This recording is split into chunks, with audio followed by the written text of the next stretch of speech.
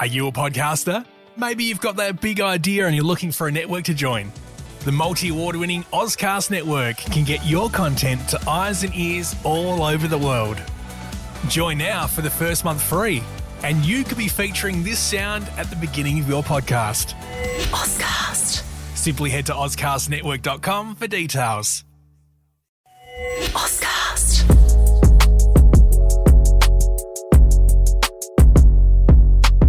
Ladies and gentlemen, boys and girls, children of all ages, welcome back to Just Podding Around. I'm your host, Race Williams, and today we're diving into one of my favourite parts of professional wrestling. Now, if you've been watching WrestleMania for as long as I have, you know that it's not just about wrestling, it's about the spectacle, the grandeur, the moments that make you go, holy shit, and nothing captures that better than the entrances. Because, let's be honest, a great entrance can turn a wrestler into a legend. It can make a match feel like the biggest fight in the world because the first punch is before the first punch is even thrown. It's part theatre, part music video, and part action movie, all rolled into one. So today, we're looking at the evolution of WrestleMania entrances. From the early days of simple walkouts to the ring to full-blown Hollywood-level productions. We'll break down some of the most iconic, most ridiculous, and most downright badass entrances in WrestleMania history. So cue the pyro, fire up the smoke machines, and let's get into it. Back in the early days of WrestleMania, entrances were, well, kind of basic.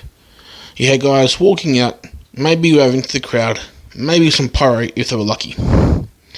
But even in the simpler times, some wrestlers stood out.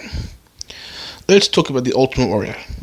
Now, most guys strutted to the ring, taking their time. But Warrior, oh no, this man sprinted full speed like a lunatic, shaking the ropes like he was possessed. If you were in the front row, you could feel the energy radiating off him.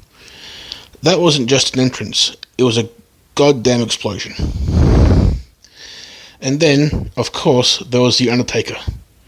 WrestleMania 7, the lights dim, the eerie funeral bell chimes, and out comes this 7-foot monster, moving like something straight out of a horror movie. Pallbearers holding the urn, the crowd is silent, and the whole thing feels otherworldly. That slow, methodical walk will go on to become one of the most legendary entrances in wrestling history.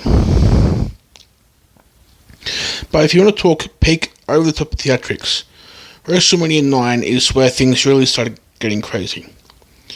Caesar's Palace, an entire Roman-themed WrestleMania, Hulk Hogan, Bret Hart, and the rest of the roster rolling in dressed as gladiators. Bobby Heenan riding a freaking camel. This is when WWE started to realize entrances could be even more than just a walk. They could be an event.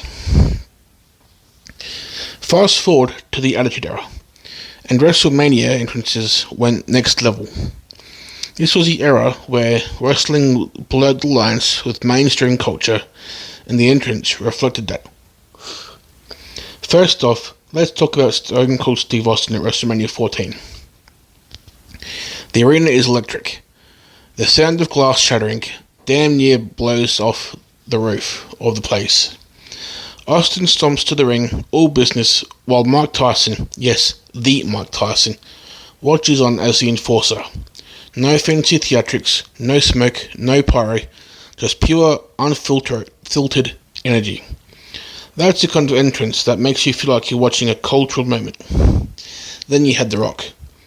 Look, The Rock didn't need a crazy entrance. The moment his music hit and he walked down that ramp, you knew he was the biggest star in the room.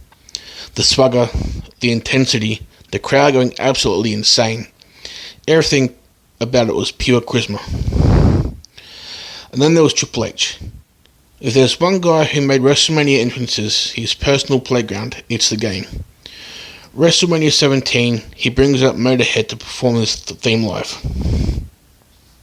WrestleMania 22, he walks out in a full medieval king outfit with a skull crown. WrestleMania 30, he sits on the golden throne, flanked with three of WWE's future women's champions, Charlotte Flair, Sasha Banks, and Alexa Bliss. Triple H doesn't do simple. Triple H does the "I'm the final boss of professional wrestling" level entrances. As WWE entered the ruthless aggression era, entrances went from being cool to being full-scale productions. Take Shawn Michaels at WrestleMania 25. The storyline: light versus dark. HBK literally descends from the heavens in all white, looking like a wrestling angel. Meanwhile, The Undertaker rises from the ground in flames like he just came straight from hell. The contrast: absolute perfection. And then there was John Cena at WrestleMania 23. Instead of just walking to the ring, Cena decides to drive into the arena in a Ford Mustang, crashing through a sheet of glass. Because why not? It was like something straight out of an action movie. But the biggest power move of them all? Rusev at WrestleMania 31. Picture this: a massive Soviet-style tank rolls into the stadium. Rusev stands on top, waving the Russian flag like he just conquered a country. If there was ever a moment where a wrestler looked like a goddamn supervillain, this was it. Today, WrestleMania entrances are full-blown Hollywood-level productions. Look at Edge at WrestleMania 39. He brings back his classic Brood entrance, walking through flames while the demon Finn Balor waits for him in the ring. Or Cody Rhodes at WrestleMania 39. The man rises from beneath the stage like he's making a grand return to a Vegas residency, while Kingdom plays and 80,000 people scream the lyrics. And of course, we can't forget Roman Reigns. This man's entrance takes a solid 15 minutes, but you know what? It works. When you're the Tribal Chief, the undisputed champion, the final boss, you take your damn time. And now it's going to wrap it up for today's episode of Just Podding Around.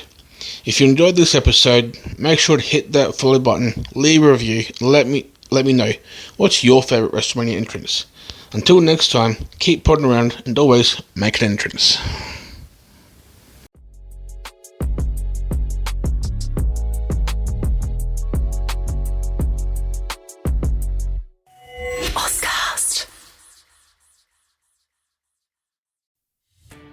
Are you a podcaster?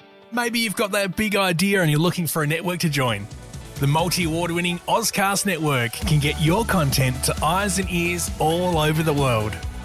Join now for the first month free, and you could be featuring this sound at the beginning of your podcast.